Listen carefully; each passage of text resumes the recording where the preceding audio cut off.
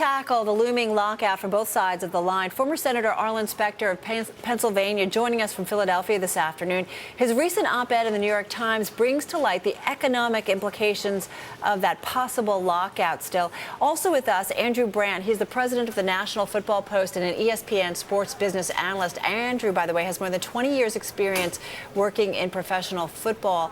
Gentlemen, welcome to Street Smart. And Andrew, let's kick it off with you. As Michelle mentioned, a labor deal may be in place by July 21st. What's likely to happen here in your view?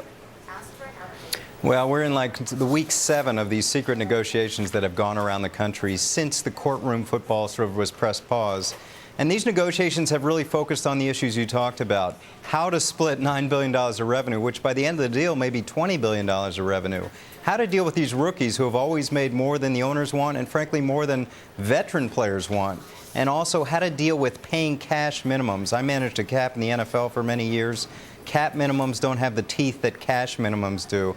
I think over the next couple of weeks, we're really going to get down to brass tacks with these issues. Some of them are forming resolution right now. We're still stuck on the rookie scale. We're still stuck on a couple little issues. But I think this thing could resolve in the next 10 days or so. Senator Specter, let's bring you in because you wrote an interesting op-ed talking about the economic implications if we do see an NFL lockout. First of all, do you expect them to figure this out here? Well, it's hard to say. There's a way of getting it resolved, but you never know. The op-ed that I wrote for the New York Times has a way of solving it now, and that is by having Congress act to have mandatory binding arbitration, last best offer. The NFL and other sports teams, sports organizations have unique standing under our laws. They have an exemption from the antitrust laws. They're the only businesses which have that exemption. And I think that they've taken advantage of it over the years with really very tough practices on stadium costs, putting them on the taxpayers, on franchise moves. And I think that if Congress were to act to condition the continuation of the antitrust exemption on binding arbitration, and this is how it worked. On the negotiations, the sides make their last best offer, and then the arbitrator comes in and chooses one or the other. And the procedure for last best offer drives them to the center because each side wants to appear to be the more reasonable. But they're getting very close. The NFL has said that if they don't have an agreement by July 15th, that's this coming Friday, it'll be too late to play the Hall of Fame game. And there's already been very substantial prejudice, free agency.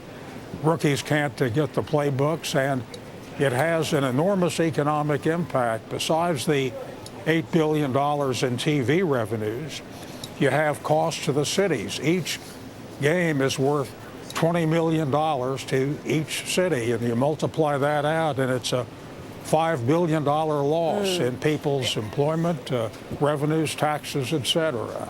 Andrew, let me come in here and ask you where you think we're going to end up as far as the owner-player split. I mean, I think we're looking at 52-48 in percentage terms right now. Where do you think we're going to end up, and where do people want to see it?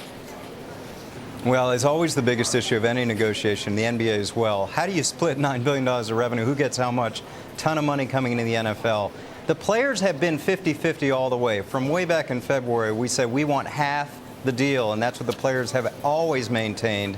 Now, as you mentioned, we're seeing a bit of a shift there where the owners could end up getting 52, maybe 53% of all revenues, with the players getting 46, 47. The trade-off would be the players are getting a higher cash minimum. What that means is the underspending teams, the teams that have traditionally not been big spenders, would have to get there. The key with a cap is not the high point, the ceiling, where teams could go over it. The key is the underpoint, the floor, so that teams have to spend up, rise all boats. That's the trade-off. If the owners get their 52, 53, The players will get their cash minimum. That may be the key to the deal right there. And guys, the three issues that we still say that are on the table, we talk about the revenue split, the rookie pay scale, and the cash minimum. Senator Specter, let me just give you, I've got about 30 seconds, 40 seconds here for you. Do you think Congress still needs to get involved at this stage? I mean, many say it looks like a deal's going to go through. Do you still think there needs to be congressional involvement here? I think Congress ought to get involved. When you listen to those figures, you're peanuts compared to the billions of dollars that are involved. And you have really here a goose that lays the golden egg. And they could play this brinkmanship and cost us the entire season. That happened a few years back. We lost an entire season. And when the NFL has this tremendous advantage so that they have revenue sharing that makes the Steelers, small town, competitive with the New York Giants, I think they ought to give a little back. They're relatively small sums, and we're looking at Friday, July 15th, if we're to have the Hall of Fame game. So I think it's perilously close. We don't want to lose a whole season. It's time for Congress to act. Andrew, let's get some final thoughts from you. We mentioned the three issues, the revenue split, the rookie pay scale, and the cash minimum. You think we're going to work these out at this point? And what do you think about the potential for congressional involvement here? Well, I think it's a little early to talk about Congress jumping in. There have been mediation throughout this. It hasn't been congressional mediation, but it's been mediation through the Minnesota District Court system. A mediator named Arthur Boylan has been tracking this throughout, and he's been in all the meetings. He's been a good presence for both sides. In terms of the issues, I think they're about there on the revenue split. They're going to take all revenue, none of these set-offs and credits like we talked about before. I think the cash minimum is getting there over 90%, maybe up to 95%. The key issue that seems to be remaining is the rookie scale. We all agree these rookies make too much. The devil's in the details. How are they going to get paid? Is it going to be a 4-year deal, 5-year deal? How much upside, how much incentives, how much agents can negotiate versus a scale contract like the NBA? Having said that, I think it'll get done. I just can't say when. Soon, maybe not by Friday, but maybe by the next Friday. We're going to leave it on that note. Andrew Brandt, thank you so much. Andrew Brandt, he's the president of the National Football Post, and former Senator Arlen Specter, our thanks to you as well.